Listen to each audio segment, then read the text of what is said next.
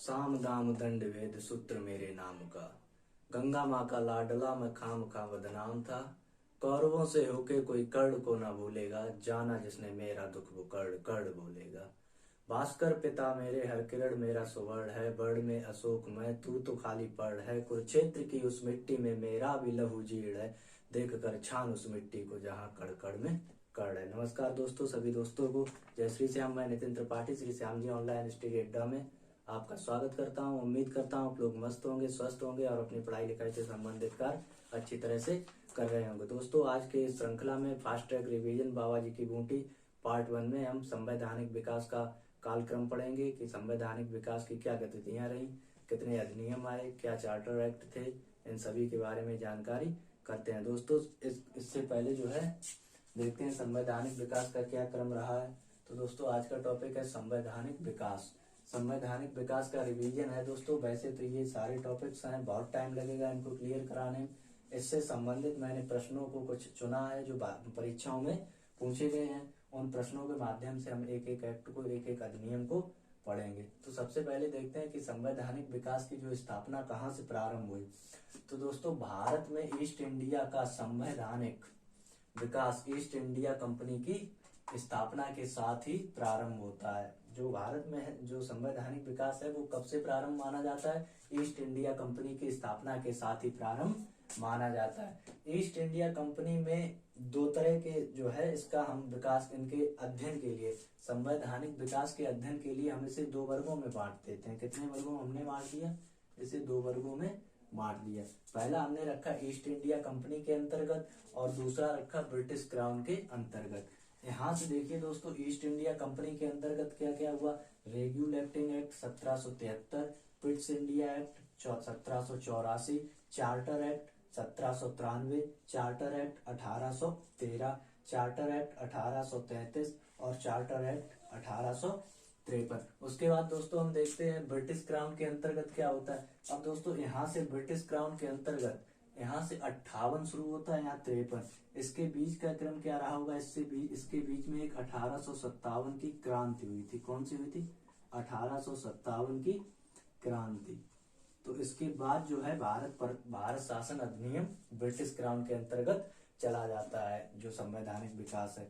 तो ये क्रांति का वीडियो जो है वो हम एक अलग पार्ट में पढ़ाएंगे। अभी हमें केवल संवैधानिक विकास ही पढ़ना है। इसके बाद ब्रिटिश क्राउन के अंतर्गत क्या होता है? भारत शासन अधिनियम 1858 की क्रांति के बाद 1858। उसके बाद भारत परिषद अधिनियम 1861, फिर भारत परिषद अधिनियम 1892, भारत परिषद अधिनियम 1909, भारत परिषद अधिनियम 1919, भारत परिषद अधिनियम 1935 काफी ज्यादा इंपोर्टेंट माना जाता है। उसके बाद भारतीय स्वतंत्रता अधिनियम 1947। अब दोस्तों, इसको अगर टॉपिक वाइज पढ़ेंगे बहुत टाइम लगता है, इसीलिए जो है हम जो है एक एक टॉपिक को प्रश्न के माध्यम से, कुछ ऐसे प्रश्नों को चुना है जो परीक्षाओं में पूछे गए हैं, उन्हीं के माध्यम से हम पूरे जो है उसका रिवीजन करेंगे। तो देखते हैं हमारा आज का पहला प्रश्न इनसे क्या बनता है।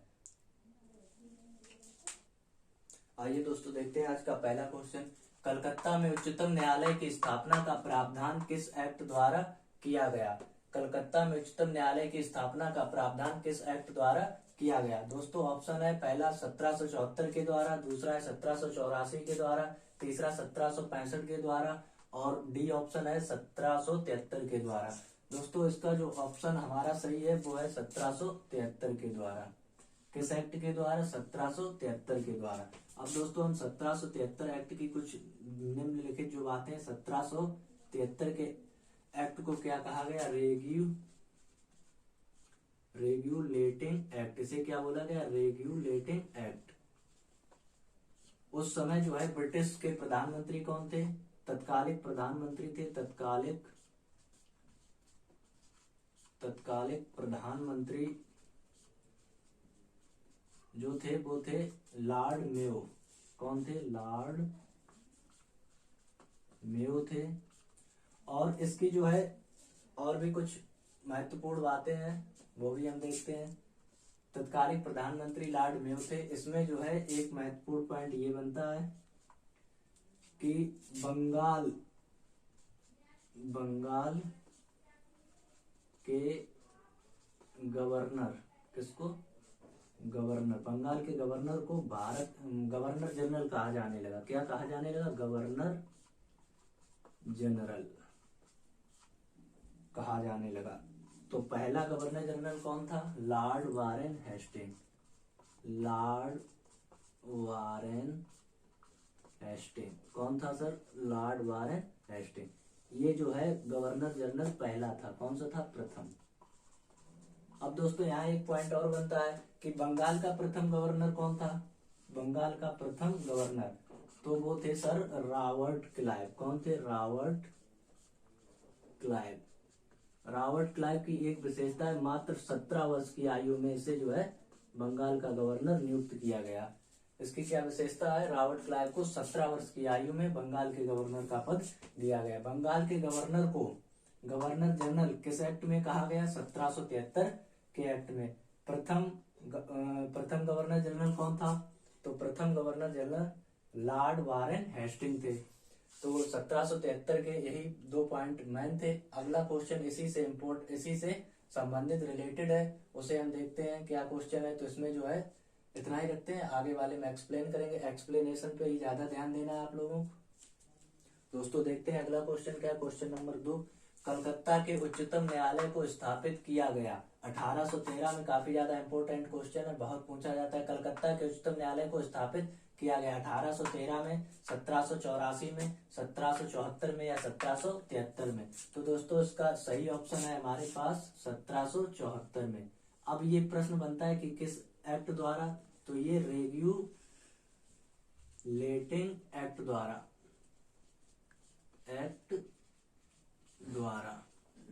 स्थापित किया गया। इसके कितने सदस्य थे? एक मुख्य न्यायाधीश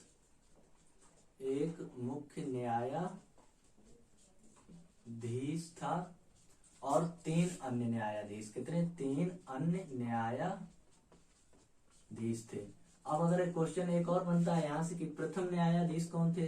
तो प्रथम न्यायाधीश कौन थे? प्रथम न्यायाधीश, इसके प्रथम न्यायाधीश थे सर एलिजा इम्फे। कौन थे? Sir Elijah इम्फे।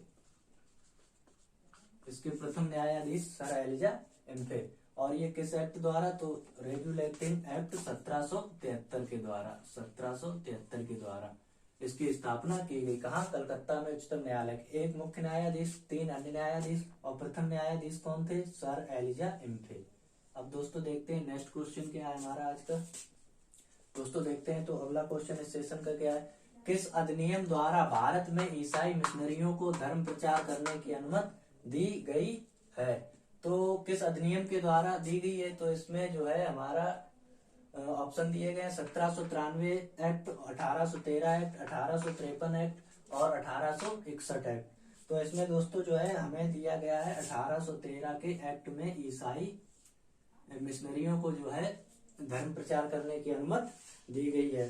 तो इसमें देखना है और इसकी मुख्य बातें क्या हैं। इसकी मुख्य बातें हैं कि इसमें जो है शिक्षा को प्रोत्साहन दिया गया। क्या दिया गया? शिक्षा को प्रोत्साहन दिया गया।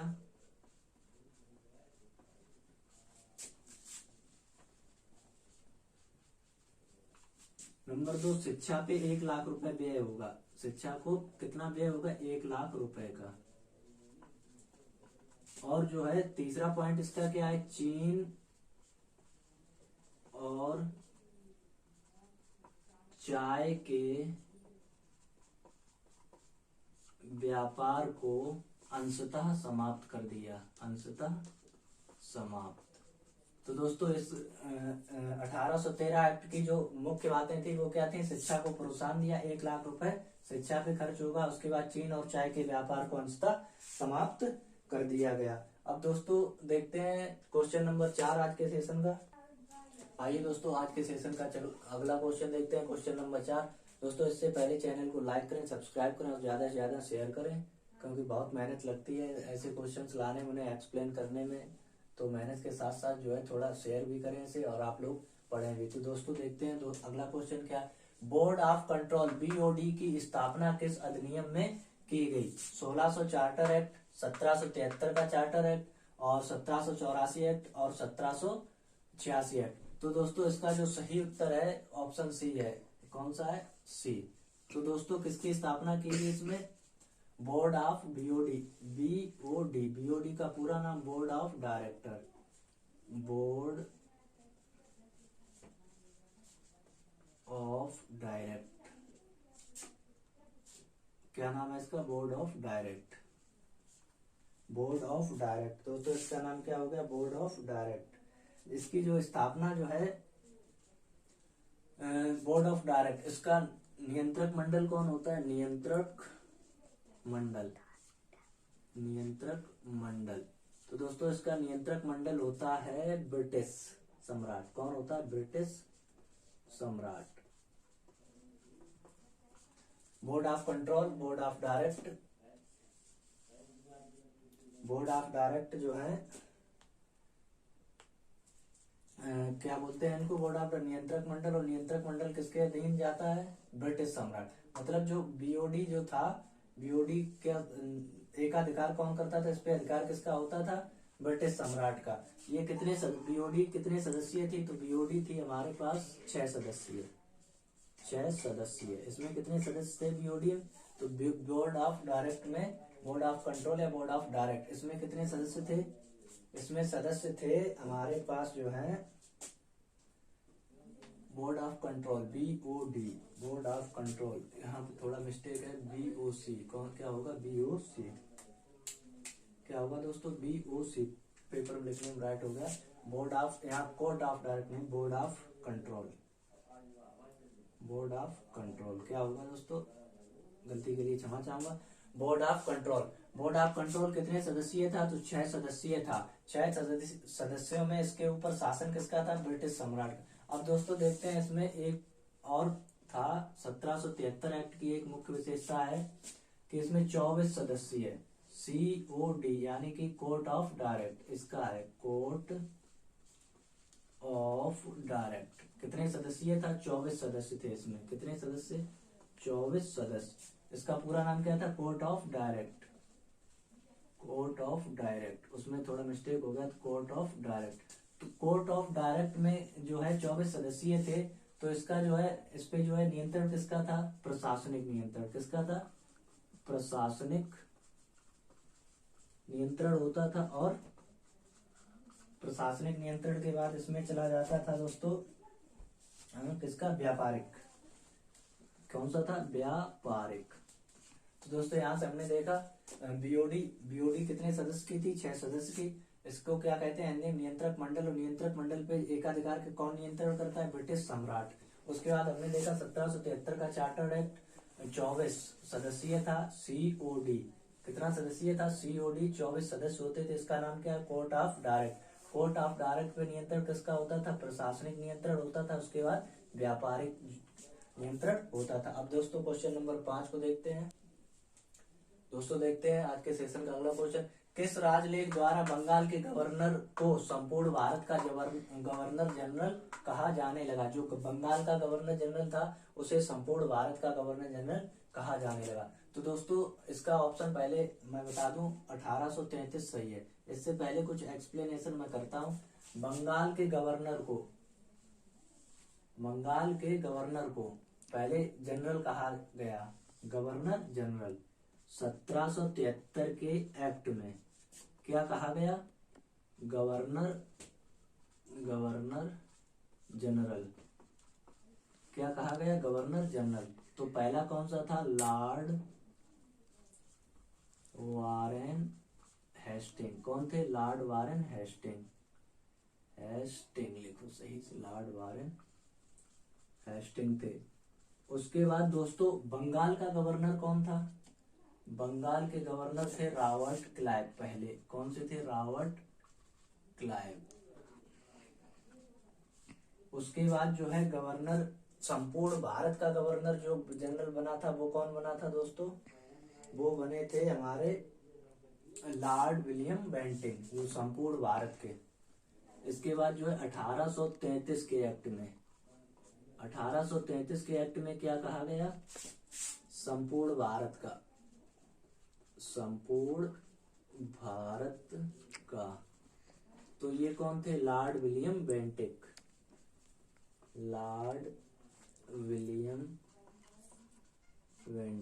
कौन थे? Lord William Bentinck. दोस्तों उम्मीद करता हूँ कि आप लोगों को समझ में आया होगा।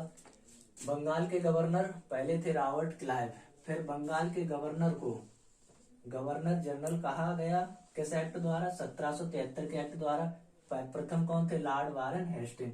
फिर 1773 के बाद 1833 में जो बंगाल का गवर्नर जनरल था उसे संपूर्ण भारत का गवर्नर जनरल बनाया गया। संपूर्ण भारत के पहले गवर्नर जनरल कौन थे? Lord William Bentinck. दोस्तों जो है चैनल को लाइक करें और सब्सक्राइब करें और ज्यादा से ज्यादा शेयर करें। देखते हैं आज का अगला क्वेश्चन। आइए दोस्तों देखते हैं क्वेश्चन नंबर 6 क्या है आज का हमारा क्वेश्चन नंबर 6। तो दोस्तों क्वेश्चन नंबर 6 जो है सूची 1 और सूची 2 को मिलान करना है। क्या करना है? सुमेलित करनी है। सूची 1 में देखिए गवर्नर जनरल की कार्यकारिणी परिषद में विधिक सदस्य की नियुक्ति। फिर दूसरा है सर्वोच्च न्यायालय की स्थापना, नियंत्रक मंडल की स्थापना। नियंत्रक मंडल का मतलब है बोर्ड ऑफ कंट्रोल। क्या है? Board of control. अभी हमने बताया था बोर्ड ऑफ कंट्रोल BOC 6 सदस्यीय थी। ईसाई मिशनरियों को भारत में कार्य करने की अनुमति। तो सबसे पहले अब यहाँ पे देख लेते हैं क्या है। 1773 के रेगुलेटिंग एक्ट में, पिट्स अधिनियम 1784, चार्टर 1813 का चार्टर अधिनियम। उसके बाद दोस्तों 1813 का अधिनियम क्या है दोस्तों? अधिनियम।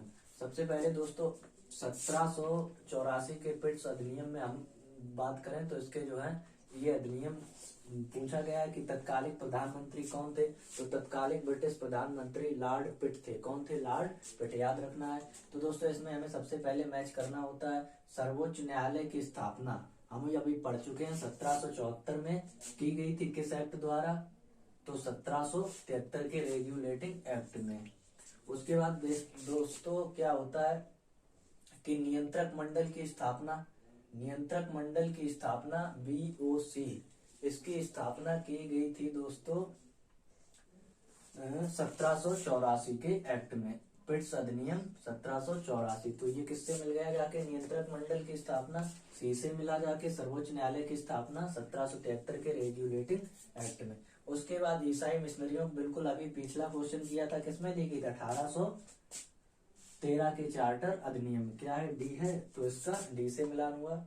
ईसाई मिशनरी 1813 में। उसके बाद एक बचा हमारे पास, क्या बचा? 1833 के अधिनियम में गवर्नर जनरल की कार्यकारिणी परिषद में विधिक सदस्य की नियुक्ति।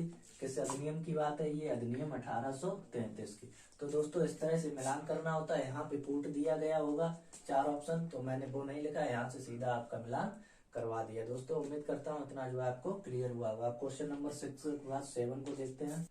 आइए दोस्तों देखते हैं अगला क्वेश्चन आज का क्या है इस सेशन का। आज के सेशन का 1853 के चार्टर एक्ट द्वारा निदेशक मंडल के सदस्यों की संख्या दी गई है। 1853 के 24 कर दी गई, 24 से घटाकर 12 कर दी गई, 24 से बढ़ाकर 28 कर दी गई और डी ऑप्शन है 24 से घटाकर 18 कर दी गई। तो दोस्तों इसमें सबसे पहले हमें समझना है कि 1853 सबसे पहले निदेशक मंडल है। क्या है? निदेशक मंडल। निदेशक मंडल को क्या कहते हैं? COD। क्या कहते हैं? COD मतलब court of direct. Court of direct क्या कहते हैं? Court of direct. अब इसमें दोस्तों ये कोर्ट ऑफ डायरेक्ट की स्थापना कब की गई थी? 1773 के एक्ट में। 1773 के एक्ट में की गई। तब इसमें कितने सदस्य थे? 24। 24 के बाद 1853 का जो एक्ट था, 1853 का एक्ट था, उसमें घटाकर सदस्यों की संख्या कितनी कर दी गई? 18। तो 24 से घटाकर कितनी की गई दोस्तों? 18। तो ऑप्शन कौन सा सही हो जाएगा हमारा? ऑप्शन डी सही हो जाएगा। इसका कितना कर दिया गया? 24 से घटाकर 18 कर दी गई। कोर्ट ऑफ डायरेक्ट की स्थापना 1773 एक्ट 24, तब कितनी थी संख्या? 24। 1853 के एक्ट में घटाकर कितनी कर देगी? 18। तो क्वेश्चन हमारा थोड़ा घुमा के पूछा गया था, तो क्वेश्चन का आंसर कौन सा सही हो जाएगा? डी। अब देखते हैं अगला क्वेश्चन। आइए दोस्तों देखते हैं क्वेश्चन नंबर 8। किस अधिनियम को भारतीय शिक्षा का मैग्ना कार्टा कहा जाता है? ऑप्शन है हमारे पास भारत परिषद अधिनियम 1861, भारत शासन अधिनियम 1858 और 1813 का चार्टर अधिनियम। उसके बाद 1813 का चार्टर अधिनियम 1853 का, सॉरी। अब देखते हैं दोस्तों इसका ऑप्शन कौन सा हमारा सही है? भारतीय शिक्षा का मैग्ना कार्टा। दोस्तों एग्जाम की दृष्टि से काफी इंपोर्टेंट क्वेश्चन बनता है ये। भारतीय शिक्षा का मैग्ना कार्टा तो किसे कहा जाता है? भारत शासन अधिनियम, भारत शासन अधिनियम 1858। दोस्तों इसकी कुछ विशेषताएं हैं वो भी लिख देता हूँ। इसकी भारत शासन अधिनियम में जो है विश्वविद्यालय की स्थापना, विश्वविद्यालय की स्थापना की गई। उसके बाद इसी में जो है BOC, board of control, BOC के अध्यक्ष कौन थे? बीओसी के अध्यक्ष थे दोस्तों चार्ल्स वुडरो, चार्ल्स वुडरो। इन्होंने एक निर्देश पत्र जारी किया, निर्देश पत्र जारी किया था। इसमें बीओसी बोर्ड ऑफ, इसके अध्यक्ष थे कौन थे? Charles Woodrow. कौन थे इसके अध्यक्ष?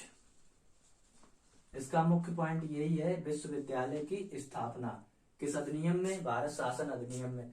किस अधिनियम को भारतीय शिक्षा का मैग्ना कार्टा कहा जाता है? किस लिए कहा जाता है? क्योंकि इसमें विश्वविद्यालय की स्थापना हुई थी, इसलिए इसे भारतीय शिक्षा का मैग्ना कार्टा कहा जाता है। किसको?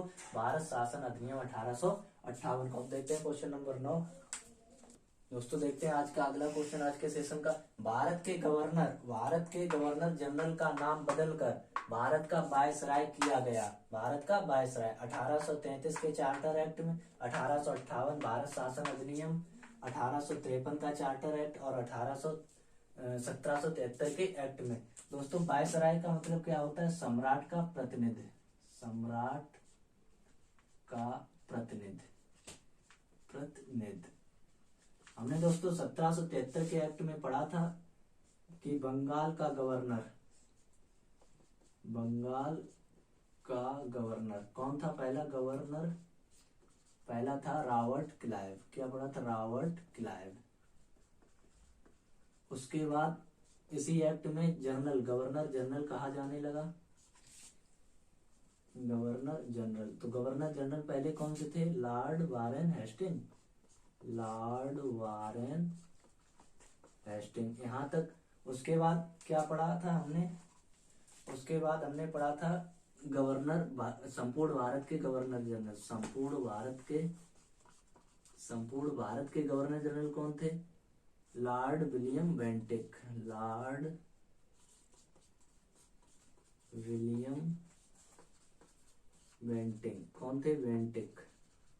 उसके इतना हमने 1773 वाले से पढ़ा था, ये वाला अलग है, ठीक है। उसके बाद जो है भारत का नाम बदलकर वायसराय किसमें किया गया? 1800, बी ऑप्शन सही है, 1858 भारत शासन अधिनियम। दोस्तों यहीं पे जो है किसका जो है कंपनी का शासन समाप्त हो जाता है। किसका शासन समाप्त हो जाता है? कंपनी का शासन समाप्त हो जाता है, कंपनी का शासन समाप्त। फिर किसके हाथों में चला जाता है ये शासन? कंपनी जब समाप्त कर देती है तो किसके हाथ में चला जाता है? ब्रिटिश क्राउन, ब्रिटिश क्राउन के हाथों में। अब दोस्तों जो मेन पॉइंट है भारत का वायसराय, तो भारत का प्रथम वायसराय कौन था? भारत का प्रथम वायसराय कौन था दोस्तों? प्रथम वायसराय लॉर्ड कैनिंग। कौन था? Lord Canning. दोस्तों उम्मीद करता हूं कि आपको है व्याख्या समझ में आई। व्याख्या पे ज्यादा ध्यान देना है, बाद बाकी क्वेश्चन तो करना ही है। अब क्वेश्चन नंबर 10 देखते हैं। आइए दोस्तों देखते हैं आज का क्वेश्चन, आज के अगले क्वेश्चन, आज के सेशन के। क्वेश्चन नंबर 10, निम्नलिखित में से कौन सा शब्द भारत के संविधान की उद्देशिका में नहीं है? उद्देशिका में नहीं है। समाजवादी है, पंथ निरपेक्ष है, प्रभुता संपन्न है। कौन सा नहीं है? लोक कल्याण। कौन सा शब्द नहीं है? लोक कल्याण। अब दोस्तों देखते हैं भारतीय संविधान की प्रस्तावना में किस स्वतंत्रता का वर्णन नहीं है? किस स्वतंत्रता का वर्णन नहीं है? विचार की स्वतंत्रता है, विचार प्रकट करने की भी है, उसके बाद विश्वास की है। कौन सी स्वतंत्रता नहीं है हमारे पास? आर्थिक स्वतंत्रता। संविधान की प्रस्तावना में आर्थिक स्वतंत्रता का वर्णन नहीं है। उससे ऊपर वाले क्वेश्चन में क्या था? कौन सा शब्द भारत के संविधान की उद्देशिका में नहीं है? समाजवादी था, पंथ निरपेक्ष था, प्रभुता संपन्न था। कौन सा शब्द नहीं था? लोक कल्याण। अब क्वेश्चन नंबर 12 को देखते हैं आज के सेशन का। दोस्तों देखते हैं क्वेश्चन नंबर 12। कौन सा कथन भारतीय संविधान के बारे में सही है? यह एक मौलिक संविधान है, यह विकास का परिणाम है, यह एक उधार का झोला है, यह एक अनोखा संविधान है। तो दोस्तों हमने देखा हमारे संविधान में जो है इधर उधर से काफी देशों से कुछ चीजें ली गई हैं, तो उसके हिसाब से कौन सा कथन सही हो जाएगा? हमारा भारतीय संविधान जो है एक उधार का झोला है। अब देखते हैं अगला क्वेश्चन। संघ और राज्यों को आदेश देने का विचार कहाँ से प्राप्त किया है?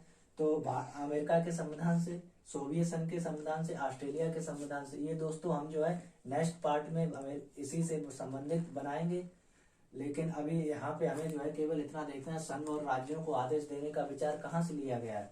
तो वो लिया गया है 1935 के भारत शासन अधिनियम से। नेक्स्ट पार्ट में हम इन सबके बारे में देखेंगे। क्वेश्चन ऑप्शन बनाने के लिए मैंने रखे थे। अब क्वेश्चन नंबर 14 की तरफ पढ़ते हैं। आइए दोस्तों देखते हैं, आज के लास्ट क्वेश्चन बचे हैं, 2 क्वेश्चन है हमारे पास। भारतीय संविधान में राज्यों का संघ की अवधारणा को किस देश से लिया गया है? अमेरिका, कनाडा, आयरलैंड और फ्रांस। तो दोस्तों इसका जो है राज्यों का संघ कहाँ से लिया गया है? कनाडा के संविधान से। कहाँ से लिया गया है? कनाडा के संविधान। अब दोस्तों देखते हैं सबसे मजेदार इंपोर्टेंट क्वेश्चन, एसएससी सीएचएसएल में काफी बार पूछा गया है। सीएचएसएल में ये क्वेश्चन काफी बार पूछा गया है। तो दोस्तों इससे पहले जो है चैनल को लाइक करें, सब्सक्राइब करें, ज्यादा से ज्यादा शेयर करें, जो मैं ऐसे ही क्वेश्चन बनाता हूँ। दोस्तों देखते हैं कौन सा शब्द 42वें संविधान संशोधन द्वारा प्रस्तावना में जोड़े गए? कौन से शब्द? समाजवादी, अखंडता, धर्मनिरपेक्ष, ग्राम स्वराज। तो दोस्तों इसमें जो है सबसे पहले 42वां संविधान संशोधन कब हुआ? 42वां संविधान संशोधन हुआ दोस्तों 1976 में। कब हुआ? 1976 में। इसमें जो है 3 शब्द जोड़े गए। कौन कौन से? समाजवादी, उसके बाद दूसरा जोड़ा गया अखंडता, और जोड़ा गया धर्मनिरपेक्ष। ये 3 शब्द जोड़े गए। कौन कौन से? समाजवादी, अखंडता और धर्मनिरपेक्ष। दोस्तों इसी में नागरिकों के लिए 10 मूल कर्तव्य, कितने? 10 मूल कर्तव्यों का 10 मूल कर्तव्य दिए गए। कितने? 10 मूल कर्तव्य। दोस्तों 1 मिनट जो है 10 मूल कर्तव्य को एक बार चेक करना चाहूंगा कि 10 ही मूल कर्तव्य हैं या ज्यादा जोड़े गए थे। जी हाँ, 10 ही मूल कर्तव्य निश्चित किए गए। 10 मूल कर्तव्य निश्चित किए गए। अब दोस्तों जो है ये तीनों शब्द किस वाद से संबंधित थे? तो इनका वाद था केशवानंद बनाम केरल राज्य। कौन सा था? बनाम केरल। ये वाद था। कौन सा वाद था?